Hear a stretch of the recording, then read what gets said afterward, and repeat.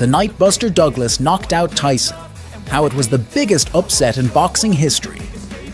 30 years ago in Japan, the biggest upset in heavyweight history took place. Buster Douglas, the challenger nobody considered, knocked out the hitherto invincible Mike Tyson. The moment Tyson knocked Douglas down, the referee's long count, the reaction of the boxing world, the beginning of the end of a voracious champion. Let's start in the first person. That night of February 11th, 1990, 30 years ago, sleep overcame me.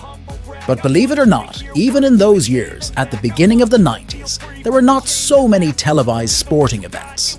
There was no question of missing any of them, especially a world title fight with the best boxer of the moment. The problem with this fight was that it did not promise any suspense. The disparity in the preview was so great that expectations were minimal. There was an advantage. Surely I would not go to sleep so late. Tyson's opponents did not last long, except this one, a little overweight, without any record of great relevance, very low in the betting. Only a madman could bet on him. In the 8th round, it looked like it was all over, but the fight went on. In the 10th round, the outcome did come, but not the one that was expected. That night, I was alone in my house. The others had gone to a party and would arrive very late. Those were times without cell phones. And in my family, we had an infallible system to send messages. We would stick a sign on the door so that whoever came home would know what they needed. This system included communications that had to do with family logistics. If you were not going to sleep, if you were not having dinner at home, or to inform the rest of the family of news they had to know before reading the morning paper, a revolution, a famous death, or news of vital importance. Racing's purchase of a centre forward, for example.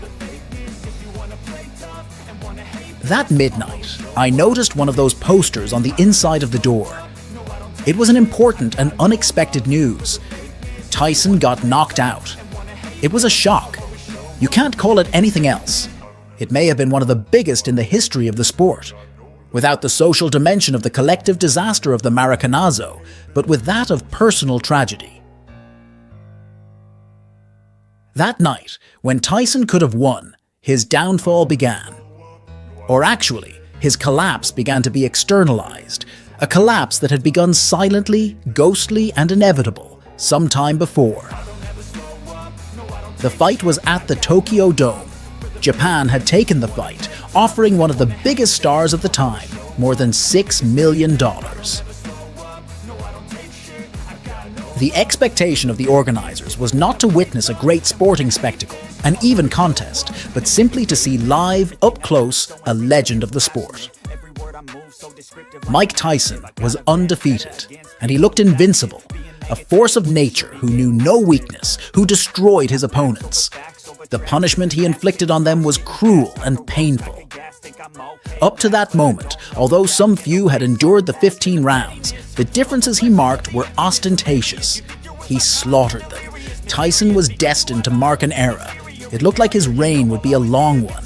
Let's take a closer look at Tyson's record so far. 37 fights won, none lost, 32 by knockout. 17 of his opponents had not made it past the first round. The specialized journalists expected another brief. The first surprise of the night came in the first round. Douglas had no fear, no running away around the ring. He stood and put up a fight. He traded punches with fury. It didn't look like a great tactic. It just looked like an honorable, early death certificate. But there was something about those rounds. A presence, something we didn't want to see at the time. Mike Tyson wasn't himself. His physical condition was less than usual and his ferocity more lacking. Something of that barbaric instinct, of that fruition to hit the opponent with all his strength, had vanished. His movements were lethargic. He couldn't find his way back into the fight. Douglas, on the other hand, was fast and had a tactic. Used the jab to keep him away, to bother his opponent. And from time to time, he would land a good punch. That way, accepting exchanges, he was exposed to Tyson knocking him out at some crossroads. His tactic was not suicidal either. Every time he was overwhelmed, he went to the clinch to embrace the world champion to stop the actions. At the end of the 5th round, the action was even. Douglas had landed as many good punches, or maybe more than Tyson, but hardly anyone cared. Everything suggested that Douglas would tire, or that Tyson would make his power predominate. But in that break, one of Tyson's eyelids swelled up like a balloon. The eye was closed. The next few rounds were similar. In the 8th, Douglas was emboldened and dominated Tyson. But with very little to go, when the challenger was hounding him against the ropes, Tyson landed a furious right uppercut. The impact was full, and it literally lifted Douglas into the air. He lay flat on his back on the canvas. When the count reached 9, he got to his feet. As soon as he was given the pass, the saving bell rang. But that count was not a normal one. It was a long count. It seemed as if the referee Octavio Mayrin had difficulty remembering the order of the numbers. He did everything in slow motion. It took him 14 seconds to count to 9. When everyone thought the order had been restored, the fight continued. In the 9th round, Tyson came out to define the match, to finish it. Sloppy, blind, without energy. He was drained in less than a minute. Douglas was recovering. In the next round came the big surprise. Douglas waited for the champion and moved him with uppercut. Then, a string of crosses with both hands. Tyson's legs were flaming. Buster Douglas kept attacking. Tyson, exhausted, didn't fight back, just threw a few sloppy punches.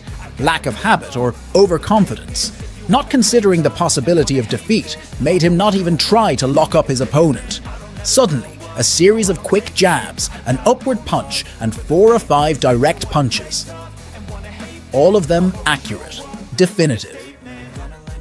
Tyson fell on his back with no answers. Mayrin continued his mathematical difficulties.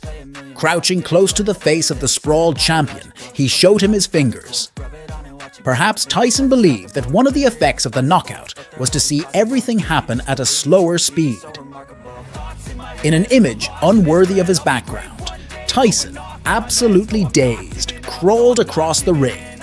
He grabbed, as best he could, the mouthguard that had flown off and failed to put it in his mouth. He was in no mood for fine motor skills. The guard went in perpendicular to his teeth, and more than half of it was left out. The referee did not know how to delay the count.